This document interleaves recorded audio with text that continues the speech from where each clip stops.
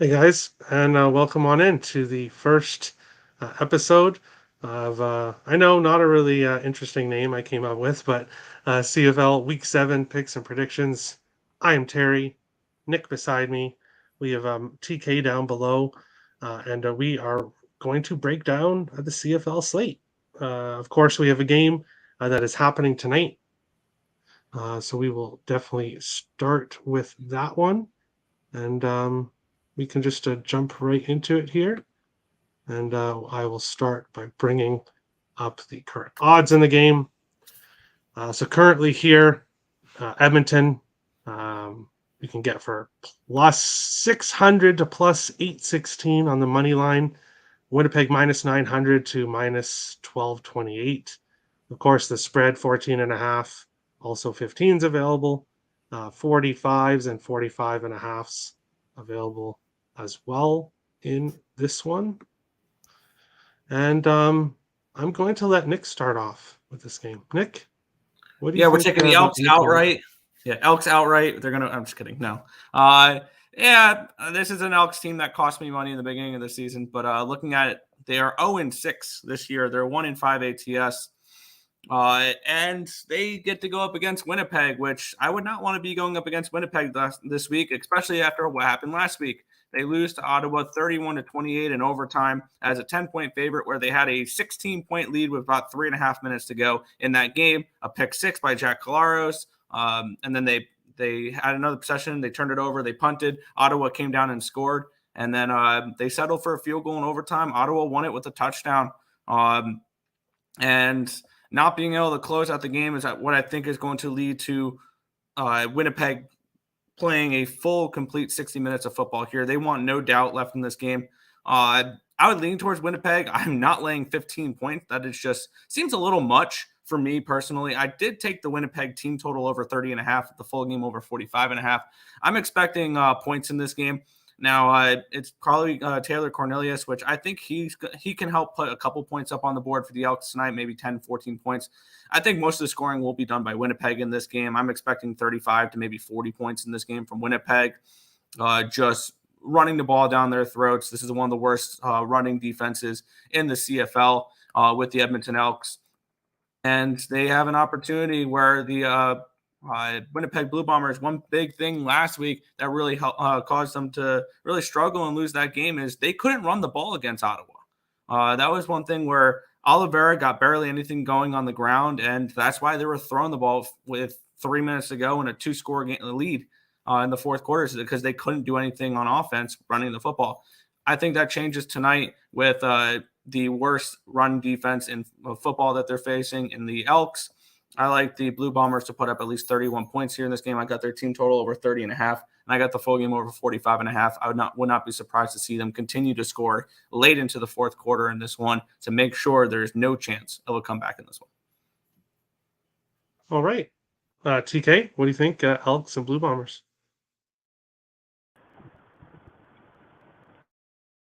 Yeah, I think from last week, looking at the Bombs, that was a disaster quarter, especially with 3 minutes left to go in the game.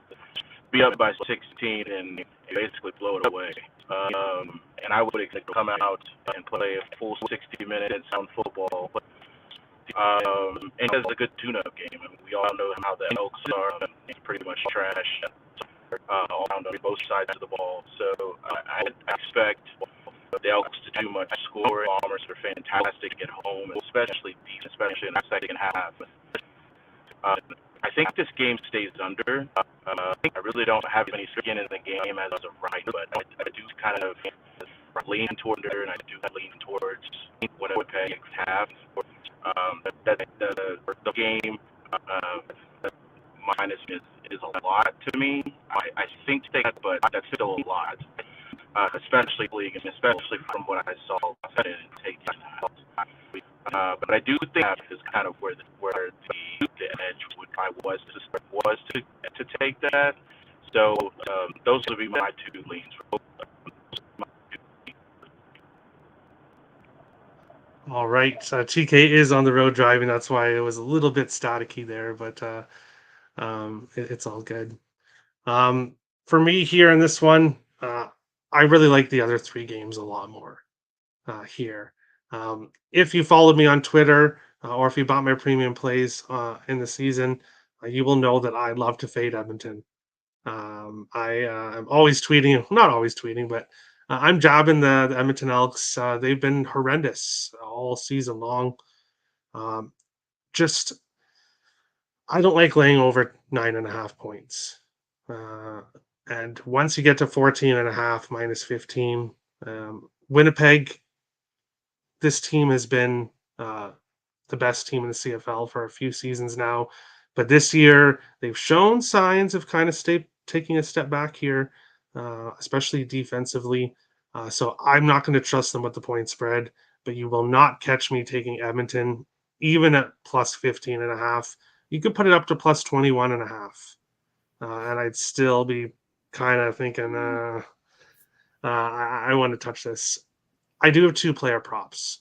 Player props in the CFL, it can be hard to find them. But I have two player props for this game.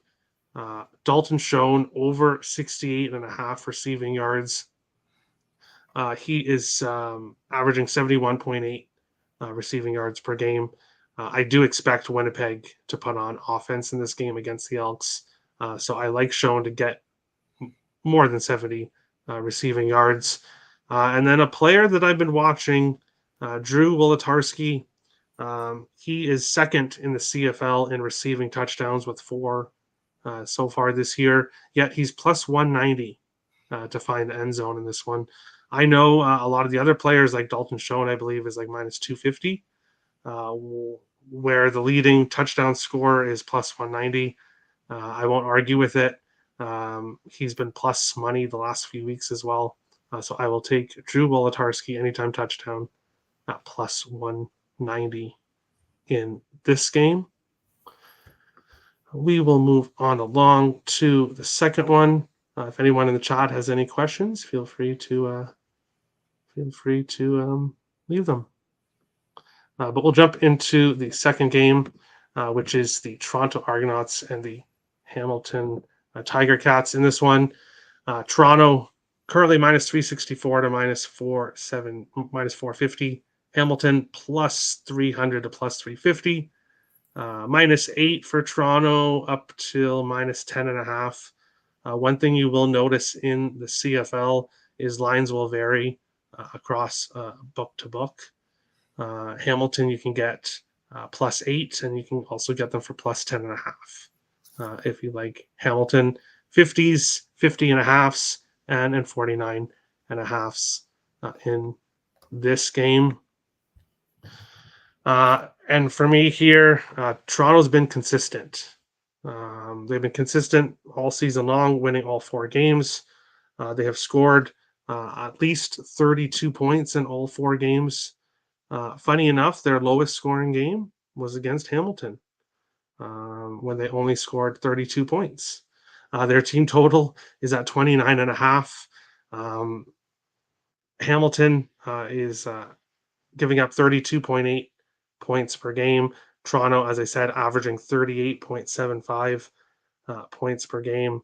I already took Toronto minus 6.5. Of course, now you're looking at anywhere from minus 8 to minus 10. I also jumped on Toronto team total over 29.5 today for minus 110. And AJ Ouellette over 72.5 rushing yards. He is Toronto's running back there. He's averaging 77.3 rushing yards per game. Hamilton, their defense is bad, the worst in the CFL. Both of these two teams have a lot of injuries, especially on the defensive side of the ball. So I would not be surprised to see a very high scoring game in this one. So Toronto minus 6.5, Toronto team total over, AJ Ouellette over 72.5 rushing yards. Nick, what do you think here? Argos and TigerCats. Yeah, this is a game I got in on, and I hit 3 different spots on this game, and I've beaten line movements on all 3 of them. Looking at this game, we had the Toronto Argonauts, which are I'm going to say the best team in the CFL right now. They're the reigning Grey Cup champs, and they have picked her up right where they left off last year, where they are playing really well. That offense is clicking. Chad Kelly has really clicked in the CFL so far. They've gone over in basically every game, depending on the line you got on that first game. If you got 47, it went under. But if you got the 45.5, 46, it was most through that week, you got the push or the over. Other than that, they've sailed over these totals 32, 43, 45, and 35. And this is a Hamilton defense that's been massively disappointing. They got a couple decent acquisitions in the offseason that haven't panned out. And this is a Argos offense that is clicking on all cylinders. And the thing is that there are going to be some injuries in this game as well, as you mentioned. It's going to be a third-string quarterback for the Hamilton TigerCats. I think it was Pickett or something. No, not Pickett. Powell. Yeah, Powell, who played in the second half of the Elk game last week. Looked decent. It was the Elks. But I do think he's going to be able to move the ball a little bit here. I do like the over in this game, over 49. I have the overs in all 4 games. I did that last week. It clicked finally, offense, after unders were hitting like absolute crazy for the first 5 weeks. Week 6, finally click with the overs. I'm on the overs in every game this week. I like it. This one probably the most, because I think that Toronto gives me at least 35 to 40 of them, because this is a Toronto offense. I think it's going to continue to click. And I do think we get Hamilton putting up some points on the board as well. I got 7.5 with the Argos as well in this game, and the team total over. I got that at 28.5 earlier in the week. I really like this Argos team, and going forward, I'm just going to continue to back them until proven otherwise, because I've been on them, I think, every single week since the Elks game. This is a team that's just been putting up points and covering point spreads. So nothing really to stop here. I like the Argos here. I got their -7.5. Moving from -7.5 to -9 is not a huge move in football. I know it's a 1.5. It's really teaser protection, because now the 6-point teasers, if you try to tease it, you're down to a 3 instead of a 2. That's why lines will move from 7.5 to 9 like that, especially in the NFL. So keep that in mind when it moves from that time. It may not be, wow, this line's moved 2 points already. It's the books are protecting themselves from you putting them in a teaser with someone like the Lions, which were at 8.5, 9 at open, which you could have gotten them below a field goal as well, teasing them in the beginning. But it's just teaser protection, really, when they do that. So I do like the Argos. I'd play them up to 10. I think they win this game by double digits in this spot, and they put up another 35 to 42 spot like they have all season long. So I'm on the Argos. I got them at -7.5. I got the team total over 28.5. I got the full game over 49. All right. I may be looking at the full game over as well. Haven't added it, but looking at all those defensive injuries. That is up to a 50 now. So the books are adjusting for that as well. Yeah. TK, what do you think here? Toronto, Hamilton. Yeah, I think I'm looking at the Argos team total over. I think you mentioned it. I mean, they're a well-oiled machine and a train that keeps moving, and I don't see anyone that's really stopping them from scoring, especially Hamilton's defense.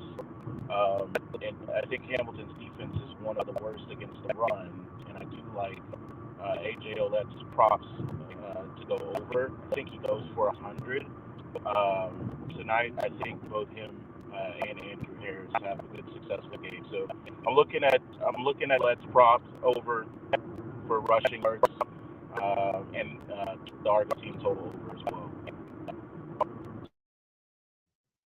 All right. Yeah, I'm on both of those. Ouellette's 72.5 is the number for his rushing yards. And yeah, I could see him getting close to 100, like you said. I love that look.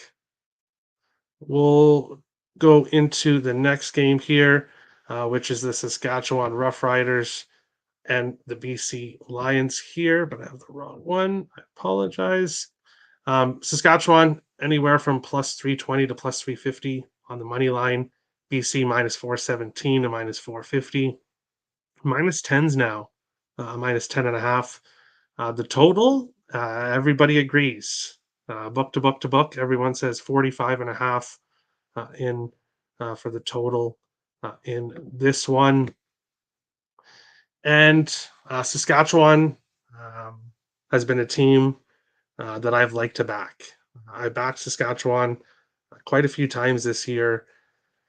However, the last game I stayed off them because of the injuries. Their injury list continues to get longer, and then to lose Trevor Harris, um, to lose your starting quarterback, the guy that was one of the main reasons I was backing Saskatchewan in the first place, is now gone. Uh, I think Saskatchewan right now 3-2. I think this team falls apart. Honestly, I think I don't want to say their 3-2 record is a mirage, because had Harris stayed healthy, and this team started to get more healthy, I would have been continuing to back them. But I can't do that here. I locked in BC minus 8.5 earlier on in the week. As I said, now it's minus 10.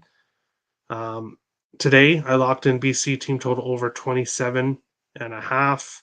And I also locked in Vernon Adams Jr. over 257.5 passing yards. Adams Jr. is averaging 308 passing yards per game. So to get 257.5, I will take that here. BC at home. The Saskatchewan team, as I said, they have played really well so far this year, and they've kept games close. But last week against Calgary, BC is a completely different animal, and I don't see Saskatchewan keeping this game close. If you want to back the Saskatchewan Roughriders, you want to take them first half. It's very possible BC could be a little sleepy there to start off with after their bye week. But in the second half, I like BC to take care of business. So BC minus 8.5, team total over 27.5, and Vernon Adams Jr. over 257.5 passing yards. TK, we'll go to you first next this time. What do you think here, Saskatchewan, BC?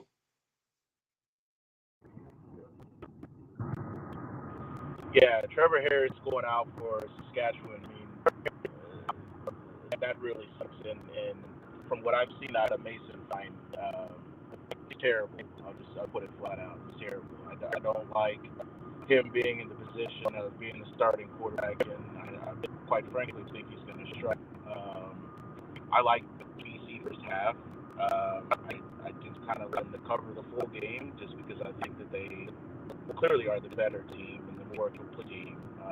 A fantastic defense, and I would look for that defense to completely shut down Saskatchewan. So I think that they cover the 10. I like them more in the first half of this game. Okay, so you like them first half. Nick, what do you think here? Saskatchewan and BC. Yeah, you said you don't really want to call the Riders record a mirage. I will. I think that this Riders team is probably one of the more overrated teams in the CFL. They're 3-2, and that is fool's gold. They beat Edmonton twice by a combined 4 points. Scratch that, 5 points. They beat Edmonton twice by a combined 5 points. They won in overtime against Calgary, and their losses are to Winnipeg when they played a top team. They got their ass kicked. And last week, that game was a lot closer than it should have looked. They got 2 special teams touchdowns. If it wasn't for that, that offense did nothing last week against Calgary, and Calgary was the much better overall team. If you take away those 2 special teams touchdowns, it was a blowout. And looking at this spot for me, I've already played the over 45.5. I'm worried a little bit on that play. I just bet all the overs because I'm continuing to ride the overs. One thing I am worried about is Saskatchewan not doing anything on offense, especially with Mason Fine at quarterback. I'm probably going to jump on the BC Lions team total over, and I'm probably going to grab on the BC Lions even at 10 here. I think this is a spot where they can win this game 38-7, something along those lines. I think this can be an absolute blowout because I think the Riders, similar to last year, they beat the bad teams and they lost to the good teams. And this is a really good team in the BC Lions, arguably the best team in the Western Division. You can throw Winnipeg up there, but I think right now I would take BC over Winnipeg. And this is a BC Lions team that they're off a bye, so they had plenty of time to prepare for this matchup. The Riders are beat up all to hell. So this is a Riders team that has tons of injuries. They're on to their backup quarterback, which is a huge question mark, against arguably the best defense in the CFL as well. This BC Lions, I think, defense is going to swarm Mason Fine in this offense, and they're going to really struggle in this game. So the only thing I'm worried about in this game with my over 45.5 is that the Riders won't put up double digits in this game. Like, I can honestly see this game finishing with Riders 7 points, 3 points, even a shutout potentially, which does get me worried on that one. But I do see this as I think this is the biggest blowout of the week, and we have a 15 to start the week. So I see this as potentially a 3-score game. So I am going to be grabbing BC. I haven't bet it yet, but I don't mind the 10 here. I think this is an absolute blowout, and I like the team total over because that Saskatchewan defense, I think, is a big question mark, and they do have injuries to that defense as well. So I'm looking at the BC Lions in an absolute rout here. All right. Yes, Saskatchewan has injuries all over the place. One thing I just noticed here, Saskatchewan team total is at 17.5. So I'm going to be jumping on, it's at Pinnacle. I'm going to shop around, but 17.5 minus 122 right now for Saskatchewan team total under 17.5. I'm going to be adding that after the show. BC does have the best defense. What did you say on what the juice was for that real quick? Minus 122. I can get you 120 on Bet Online, minus 120 under 17.5 Saskatchewan. Yeah, that's a really good bet in my opinion. But we will jump into the second or the last game. Yeah, go ahead. Go ahead, TK. It's okay. Yeah, I was going to say I like that 17.5 unless, I like the under on that 17.5 unless, Mario Alford with 3 punt returns or kickoff returns. I see them hitting that number, doing anything on offense. So I'm sure that BC won't make the mistake 3 did and continue kicking to them. I don't see that happening. I think they're a little bit smarter than that, but unless he gets his hands on the ball, I just don't see them getting over that 17.5. So I like that. Yeah, for sure. I was thinking about looking at it earlier on the day, and then as Nick was talking, I thought, I'm going to check that out. But yeah, it's a great number. Also, first half minus 6 is kind of interesting as well for BC. I might grab that as well. All right. We will jump into the final game here. It is my favorite game of the week, and we may finally have some disagreement, possibly, in this one. But Ottawa Redblacks head to Calgary here. You can get Ottawa plus 170 to plus 191. Calgary minus 200 to minus 230. 4.5s and 5s, 45 and a half, or sorry, 45, 45 and a half, and 44 and a half when it comes to the total in this game. And for me here, I just spoke about Saskatchewan and how much injuries that team has. Calgary played Saskatchewan last week, beat them by 2 points. Really, with the team that Saskatchewan has right now, with Harris getting injured during the game, there's no way that game should have been that close in that one. Now Calgary's heading home, 0-2 at home so far on the season. They're 3-6 in their last 9 home games. And here comes Ottawa, a team that shocked the world in beating the Winnipeg Blue Bombers. For me, this Ottawa team, I've already backed them earlier on in the year already. And I'm doing it again. I already locked in Ottawa plus 5.5. I was waiting for the money line to hit plus 200. It did briefly hit plus 200, but I did not take it. Now it's around plus 189 for Ottawa on the money line. I'm going to wait a little bit more and see if I can get it closer to plus 200. I'll be pulling the trigger on Ottawa money line. And I'm also taking Dustin Crum anytime touchdown plus 100. He is Ottawa's 4th string quarterback right now, I believe, 3rd or 4th string. But this kid has a chance now. This could be his team. If he can play like he did in the fourth quarter in the last game against Winnipeg here, then I like Ottawa to win this game as an outright dog upset. So I'm all over Ottawa here in this game.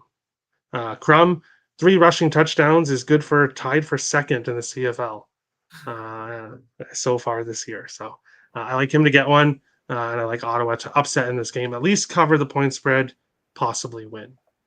TK, will go to you next in this one. What do you think, Ottawa, Calgary?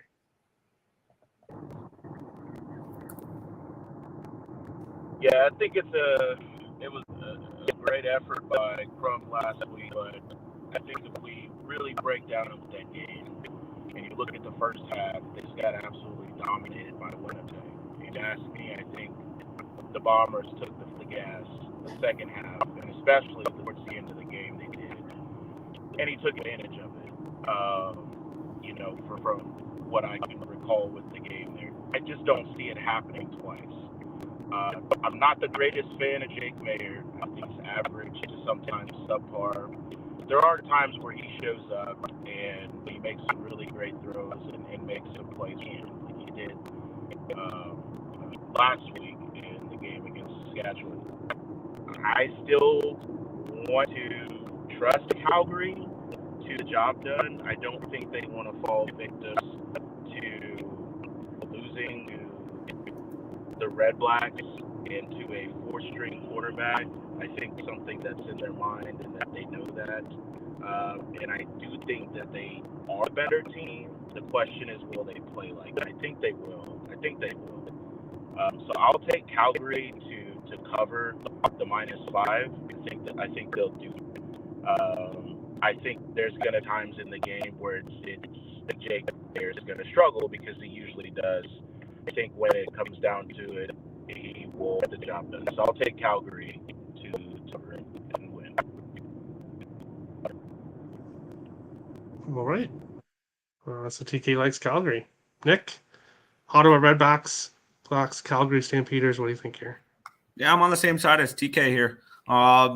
And this is a game that I had circled right as that Ottawa game finished, and they pulled off that comeback and won in overtime against one of the better teams in the CFL as a double-digit dog last week. And that is a big question. Can Crum do it again? Maybe he can. But here's the thing. They started Arbuckle over him. They started Tyree Adams over him. They started Marsala over him. I think there's a reason why he was a 4th-string quarterback, and we may learn that this week. Once again, I did play the over in this game because I'm on all the overs. But I feel like something finally clicked with the Calgary offense last week with Jake Meyer. And they were starting to move the football a lot better last week than we saw them do in weeks past. And when we look at that game, like I iterated when we broke down the Saskatchewan game last, that game was a lot closer than it actually was. And the Saskatchewan should have been in no way, shape, or form close to winning that game. They relied on 2 special teams touchdowns. And if it wasn't for that, the Calgary Stampeders win that game going away with it. And I think that's something we can see here. I still don't think the Redblacks are a very good team. I have them in at least the bottom 3 in the CFL. Obviously, I have the Elks last. I think the Redblacks, I have them ranked last in the Eastern Division. And one game does not change that for me on a comeback where, that was a great comeback. Hats off to the Ottawa Redblacks, but I would like to see you go out there and do it again 2 weeks in a row. This is not a good football team, and good football teams don't string together wins. And I think Calgary wins this one by at least a touchdown.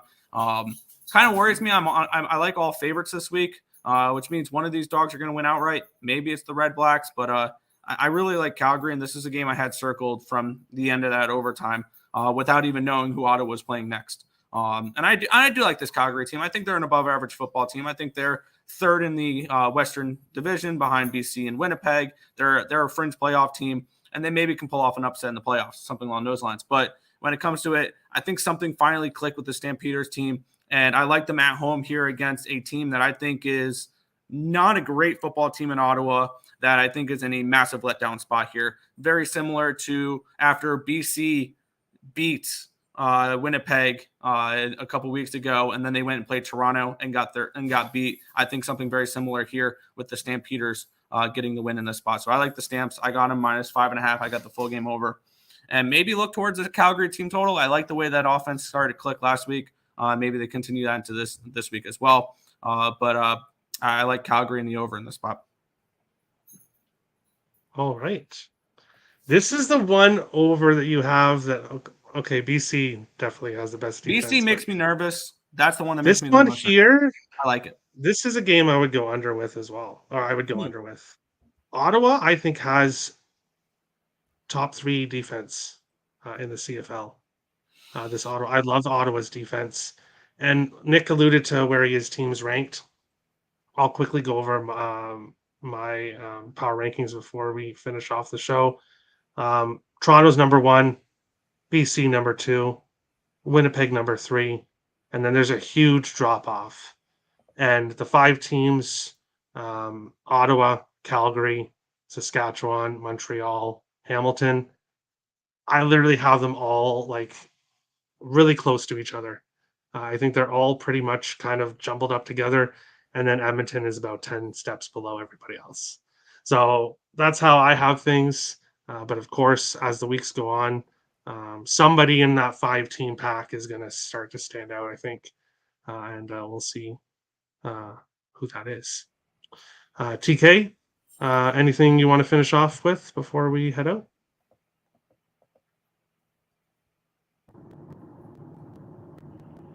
I agree with your power rankings. I think Edmonton's just going to get worse in my opinion, until Trey Ford goes under center. I don't see them doing anything. I think that's the first step for them, and I just do not understand what he could have done to remain third on the chart and just not even get an opportunity. It makes no sense to me.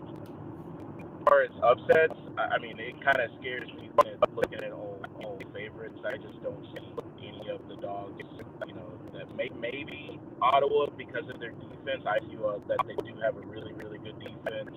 They've kept them in a lot of games. Very early on when Argonauts was starting and then Adams came in, they have a really good defense and keeps them hanging around. So, that's a plus for them. But I just that might be the only game that I see where they might have a chance. If Mayer starts to struggle, defense keeps them around. Maybe Chrome can hang around in there and might be able to do something. But I think with Calgary being at home, that kind of helps out. Should be a good week. Should be a good week against. Yeah, for sure. If you want to follow me, Let's Go Wild Picks on Twitter. If you want to follow Nick, at Nicholas_Earl on Twitter. Mm-hmm. Yep. And TK, Mr_TK, I believe, but I have his Twitter link. All 3 of our Twitter links are in the description of the video. So if you want to follow us, give us a follow. But that is the show, going over the 4 games on the slate today. We'll be back next week for week 8, going through week 8. But thanks everyone for watching. Best of luck this weekend. Let's all make some money, and we'll see you guys again. Have a good one.